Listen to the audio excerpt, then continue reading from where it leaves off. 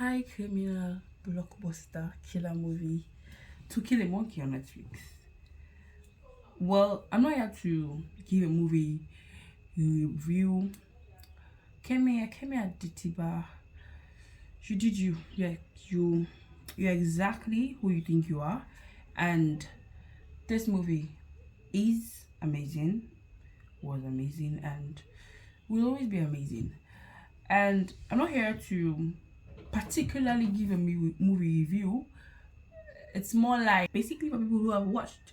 But if you haven't watched, it's available on Netflix, titled To Kill a Monkey. Let's start with my guy, Oboz. Like, even though, regardless, upon still, like, we all know he was a criminal. Yeah, he killed people. Fine. He survived. Everybody wanted to survive in the movie. But did you guys see the love in his eyes when he brought Efe in? Did you guys understand how much emotions he poured into Efe, even though Efe didn't ask for it? Did you guys notice how particular he was about Efe?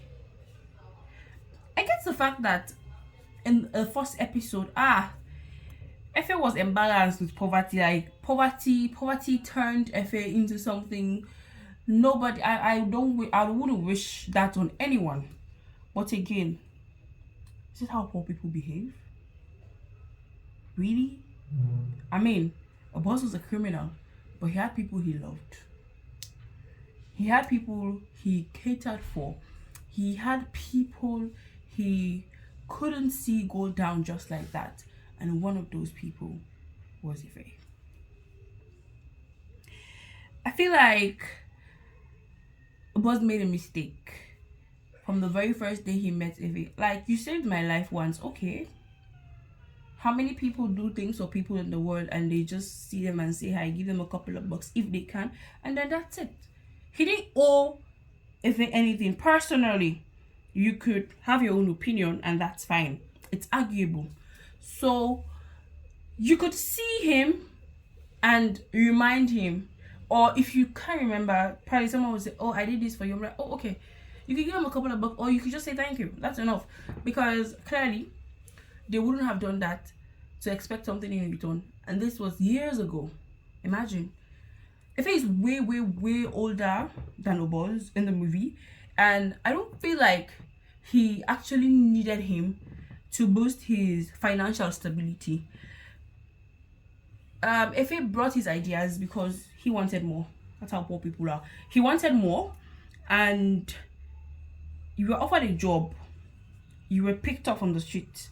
You were offered a job, and then you bought in partnership. Okay. Because of the love this person has for you, he agreed. And at the end of the day, you wanted to act like you were a self-righteous person. That was the thing that annoyed me the most in the movie. You are acting like you are self-righteous, holier than thou, as Oboz called him, Jesus' cousin. I mean, you are a criminal as much as Oboz is a criminal, because your ideas you brought were not legal. They were not legit. You wanted to make as much money as you thought could make your family comfortable, but you never ever left. You always showed up around Oboz to make yourself look good. At some point, you started being ashamed of your helper. And the point that most people are making, saying Oboz embarrassed him a couple of times, yes. When people forget their place, you remind them. You tell them, you let them know where they came from, so they know how to act around you. Man, you were helped. Regardless of what you brought to the table, you were helped. You had nothing. You were swimming in poverty, you and your family. You were swimming in disrespect. You were swimming in everything called sea finish. That was your life. This man picked you up. He owed you nothing. He gave you a life you deserve and more. And you want to come and behave like you're better than him? No. Nobody better past Oboz. in that particular movie, nobody better pass Obos. I feel like people forgot, or people failed to understand that Obos himself was human, and he had emotions, and the best person that could handle those things was his wife. You see, that's why they say marry a woman that accepts you and love you. She knew exactly what she was going into. She knew exactly the type of person she was getting married to. She accepted him and didn't allow anyone come between them, her decisions to keep the marriage. And she was always there for him. She didn't squeeze things out of him, no. But she was there. She was there. She learned. I mean, I remember the time she got attacked. If she was killed, if she got killed, I would have stopped watching that movie, because your boss's wife showed some character, and she showed us character. I appreciated that fact a lot. Now let's talk about Ife. People are saying he went through a lot. He made decisions for his family. Blah blah blah blah blah blah blah. Fine.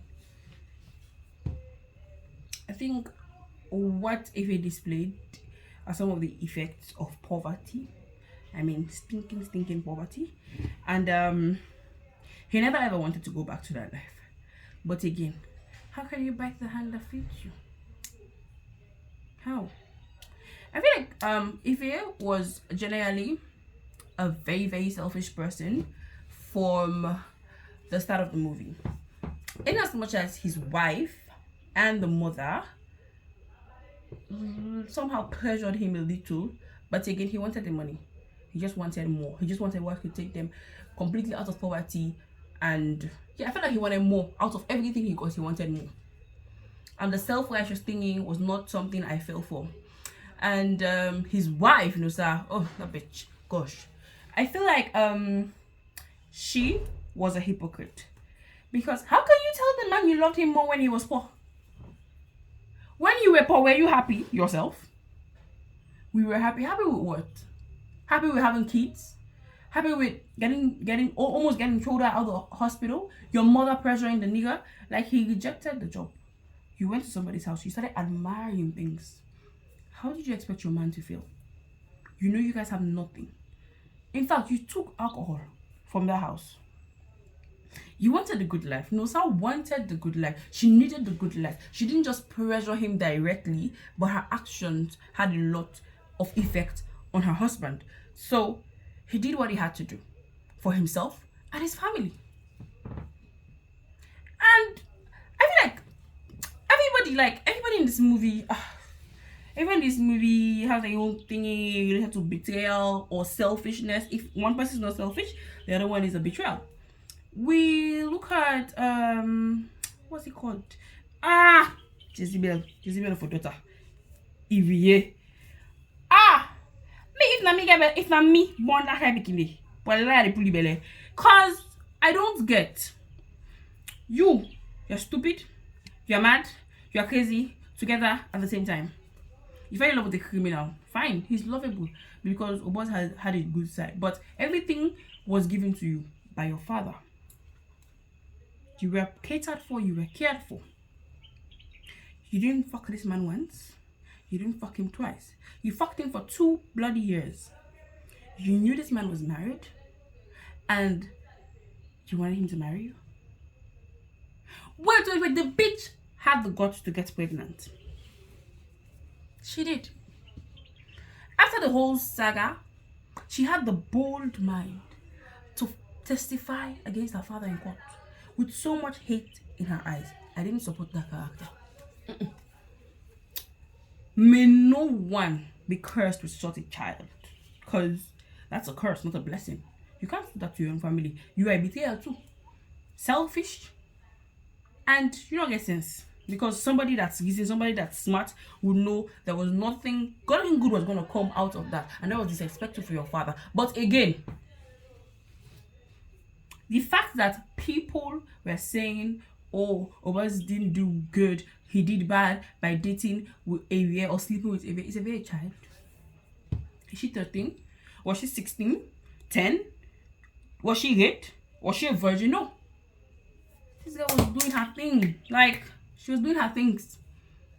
And I don't know how the approach came in, but I just feel it in my bone that she led Obos into the whole relationship thingy, because based on how much Obos loves Ife and he expects him, I don't think he could just like meet her like that with such a thing. But she would have given him green light. And you know, men, when you give them green light, they take a bold step into asking you for something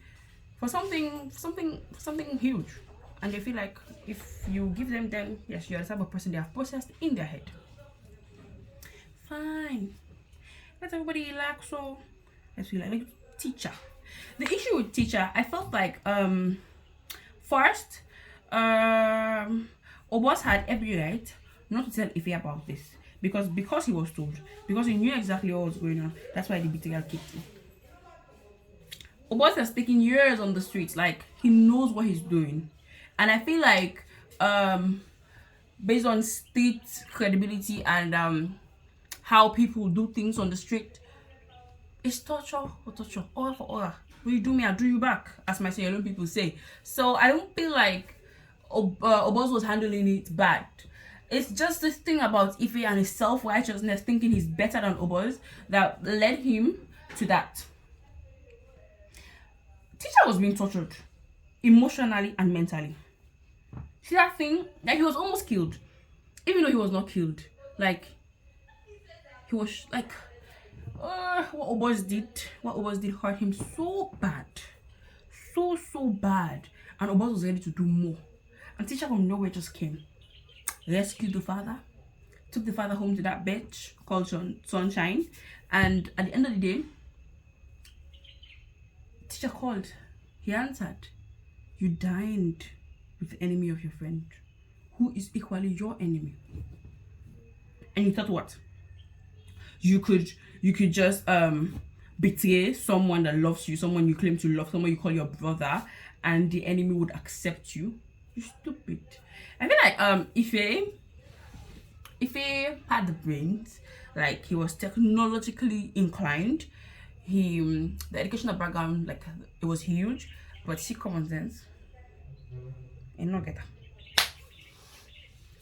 get common sense at all. Because someone that logically, that thinks with logic, that reasons in some way, they claim they're educated, would never do that. What I felt he would have done for his family, if he wanted to protect them so bad, ply them out. And if the wife in question wants to stand behind him, she'll be like, oh yes, I'm behind you, baby, let's do this. Even though he cheated on her, yes, that was enough reason for her to cheat back and ask for a divorce. But woman, you enjoyed the money most. Like, you loved the life. Look at you lavishing such amount on a second-hand bag just to show yourself. That's enough indicator that you were enjoying every bit of the money you claimed was dirty money, was criminal money, was not legit money. The money you claimed destroyed your life and is destroying your marriage. Yes, that was enough reason. So this self-righteous thing was not only with Ife, but it was highly with Ife. But I feel like every other person was forming self-righteous, especially the wife. You neglected your children, yourself, your husband, and you wanted him to stay. No excuse for cheating. No, I'm not endorsing that. God forbid. I don't want that for people around. But I'm just saying, sometimes we ask ourselves, have you done what you're supposed to do to stop that from happening? You allow your man run to a small girl idiot, asking her about her husband's infidelity. Did she ask you? That's the kind of woman, if she showed you character you can never build. That's what she showed you. Let's talk about Ozzy Boy. Generally, I feel like Ozzy Boy was the one betrayed in the whole movie, because he was sidelined, he was disrespected, he was put down, he was made to feel less of himself just because of Judas, Ife. But at the end of the day, he showed loyalty even after his master died. That's the kind of loyalty I wish most people have. That's the kind of loyalty I pray everybody has around them. Ozzy Boy. In as much as he didn't get as much as he wanted from him, in as much as he got as expected, they had dispute, he still stood by him. He risked his life to go kill the mother of his master in court. Logically, we all know the implications of that. But he didn't care. All he wanted to do was serve. All he wanted to do was make sure Oboz was okay. That was all he wanted. That was everything he wanted. So generally, before I give my general opinion, I would like to talk about Inspector Mo.